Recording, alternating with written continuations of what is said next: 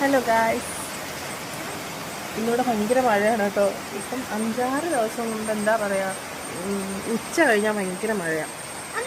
പ്രതീക്ഷിക്കാത്ത മഴയാണ്, ഒരു അൺഎക്സ്പെക്റ്റഡ് ആയിട്ടൊക്കെ പെട്ടെന്ന് മഴ വരും. തുണികളൊക്കെ കഴുകി കൊണ്ടുവന്ന് അക്ഷയിൽ വിരിക്കുന്നത് മാത്രമേ ഓർമ്മ കാണത്തുള്ളൂ. ഒരു 10 മിനിറ്റ് കഴിയുമ്പോൾ മഴ പെയ്യുന്നതാണ്, പിന്നെ എല്ലാം പറയ്ക്കകത്തോണ്ട് തന്നെ.